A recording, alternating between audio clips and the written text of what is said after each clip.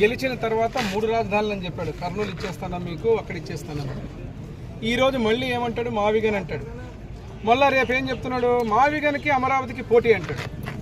Correct election ముందు వచ్చేసరికి మావిగన్పై ఇంకో పేరగన్ తీసుకొస్తాడు. అంటే అతని ఆలోచన విధానం ఎట్లా ఉందంటే, ఉనికిని కాపాడుకోవడానికి ఏది పడితే అది ఒక విధ్వంసకరమైనటువంటి రాజకీయాన్ని చేస్తున్నాడు. ఒక విజన్ లేదు, ఒక స్ట్రక్చర్డ్ ఆలోచన లేదు.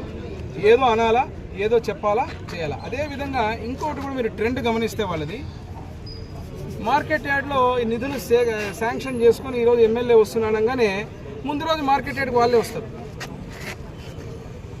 వచ్చి ఇది లేదు అది లేదు పోరాటం చేసినామనగానే ఇప్పుడు నేను తెచ్చినది మేము తెచ్చినందుకే, మేము వచ్చినామని. రెండోది, జగన్మోహన్ రెడ్డి గారు ఆడ పొగాకు డబ్బులు ఇప్పిస్తాను అని ముఖ్యమంత్రి గారు అంటా ఉంటే నేను అడిగినాను, నేను ప్రెస్ మీట్ పెట్టినందుకు, నేను ఆ ఊరికి వస్తానందుకు ఈరోజు చంద్రబాబు నాయుడు భయపడిపోయి ఆ డబ్బులు తెచ్చాడని చెప్పి. ఇది ఒక ట్రెండ్. ఇది అదేవిధంగా మూడో ట్రెండ్ కూడా చెప్పే ఇంతకుముందు నేను, మీరు అభివృద్ధి సంక్షేమం దాని గురించి మాట్లాడారంటే 5 సంవత్సరాలు నియోజకవర్గ ఎమ్మెల్యేలుగా ఉన్న మీరు మీ సొంత ఊర్లలో గుంతలు పూడ్చుకోలేని పరిస్థితుల్లో మీరున్న మీరు ఈరోజు అభివృద్ధి గురించి అన్ని రకాలుగా సంక్షేమాన్ని ముందుకు తీసుకుపోతా ఉంటే నోటికి వచ్చినట్టు బూతులు మాట్లాడి రెచ్చగొట్టి